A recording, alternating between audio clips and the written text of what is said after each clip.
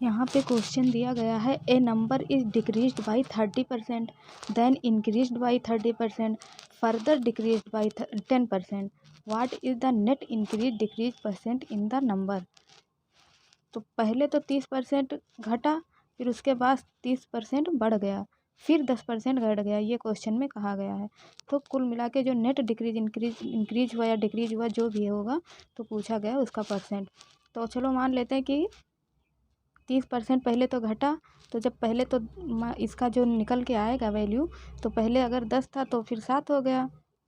अगर 30% इसको 30% को ऐसे इस तरह से अगर इस फॉर्म में लिखेंगे तो पहले अगर 10 था यहाँ पे तो 0 से 0 कट जाएगा, तो यहाँ पे अगर पहले 10 था तो अब 7 बचा, फिर 30% बढ़ गया तो यहाँ पे 130/100 लिख देंगे।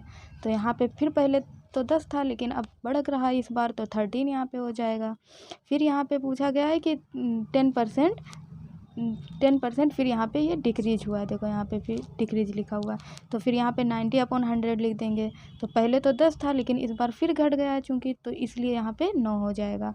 तो यहाँ पे पहले जो था उतना तो 10-10 ही था तीनों बार, या 100 आप कुछ भी मान सकते हैं, लेकिन मैंने छोटी वैल्यू ली है तो यहाँ पे 10-10 हो जाएगा। अब यहाँ पे तीनों को मल्टीप्लाई इधर का कर देंगे और इधर का इधर मल्टीप्लाई कर देंगे, तो यहाँ पे 1000 तो पहले था, लेकिन अब तो इंक्रीज हो रहा है तो 1/819 बच रहा है यहाँ पे। तो इन दोनों का जब डिफरेंस लेंगे 181 का डिक्रीज यहाँ पे हो जाएगा।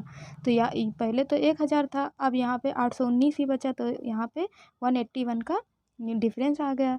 तो वही पूछा गया है कि what is the net increase decrease percent. तो यहाँ पे तो घट रहा है तो पता चल गया, लेकिन हमें परसेंट के रूप में इसे लिखना है, तो इसीलिए यहाँ पे 181, क्योंकि इतनी कमी आई है तो 181 लिख देंगे, और किससे कमी आई है वो तो नीचे 1000 लिख देंगे इंटू 100 लिख देंगे, तो इसका परसेंट आ जाएगा 18.1%। डिक्रीज हो रहा है, ये चीज़ सबसे ज़रूरी है, यहाँ पे डिक्रीज हो रहा है तो ये लिखना ज़रूरी है। Thank you for